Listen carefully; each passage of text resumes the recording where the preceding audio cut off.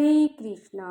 आप सभी का आपके अपने चैनल हरे कृष्णा में आप सभी का बहुत बहुत स्वागत है। आज मैं आपके साथ शेयर करने वाली हूँ बैसाख माह में सुनी जाने वाली कहानी। यदि आपको ये कथा अच्छी लगे तो कमेंट बॉक्स में हरे कृष्णा अवश्य लिखिएगा। हिंदू धर्म ग्रंथों में हर महीने का विशेष महत्व बताया गया है। हिंदू पंचांग का दूसरा महीना बैसाख होता है। यह महीना धार्मिक दृष्टि से बहुत ही खास होता है।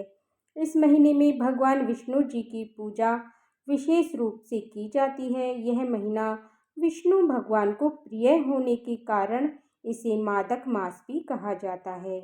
बैसाख माह में विष्णु भगवान की पूजा करने से विशेष फलों की प्राप्ति होती है और कई गुना पुण्य फल मिलता है। वैशाख मास में सूर्योदय से पहले स्नान करने से और जल दान करने का भी विशेष महत्व बताया गया है। इसी कारण लोगों को पानी पिलाने के लिए प्याऊ लगवाते हैं। मान्यता है कि इस महीने प्यासे लोगों को पानी पिलाने से तीनों लोग प्रसन्न होते हैं। ब्रह्मा विष्णु महेश तीनों की विशेष रूप से कृपा प्राप्त होती है। इसी कारण जलदान की एक कथा प्रचलित है। पौराणिक कथा के अनुसार किसी समय बंग देश में हेमकांत नामक राजा राज्य करते थे। एक दिन राजा शिकार खेलने वन में गए।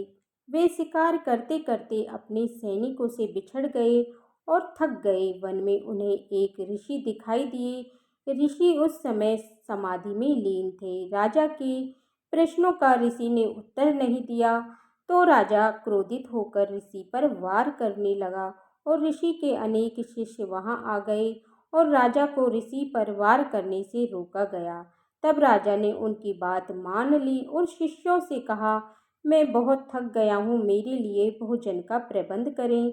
शिष्यों ने कहा, हे राजन, हम गुरु की आज्ञा के बिना आपकी कोई सेवा नहीं कर सकते। शिष्यों के ऐसा करने पर राजा को और भी ज़्यादा क्रोधित हो गए और राजा धनुष बाण चलाने लगे और राजा के द्वारा कई शिष्य मारे गए। जैसे तैसे करके राजा अपने नगर आ गए। राजा ने यह बात अपने पिता को बताई तो उन्होंने राजा को ही देश निकाला दे दिया। राजा साधारण रूप में वन वन भटक रहे थे और 28 साल बीत गए। एक दिन वैशाख मास में महामुनि त्रिरथ जंगल से गुजर रहे थे। वो प्यास से व्याकुल होकर बेहोश होकर जमीन पर गिर पड़े। हेमकांत ने उन्हें देख लिया और पानी की व्यवस्था की। हेमकांत के ऐसा करने पर किए गए पाप नष्ट हो गए। अंत समय में हेमकांत के प्राण लेने यमदूत आए और भगवान विष्णु का ध्यान करने लगे और तभी वहां भगवान विष्णु के दूत प्रकट हुए।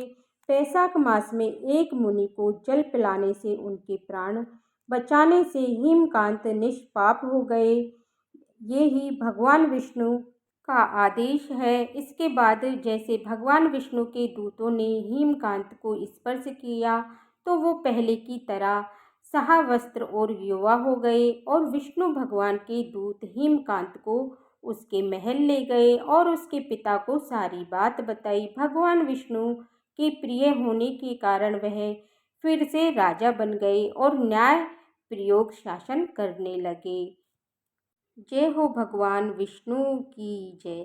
तो ये थी बैसाख मास की जलदान की कथा। अगर आपको ये कथा पसंद आई हो तो वीडियो को लाइक करें और चैनल को सब्सक्राइब करें और बेल आइकन बटन को प्रेस करें जिससे आने वाले वीडियो का नोटिफिकेशन आप सभी को समय पर मिलता रहे। और हमारे वीडियो को ज़्यादा से ज़्यादा शेयर करें। देखने के लिए बहुत बहुत धन्यवाद। फिर मिलती हूँ आपसे अगले वीडियो में। तब तक के लिए ओम नमो भगवते वासुदेवाय नमः। हरे कृष्णा।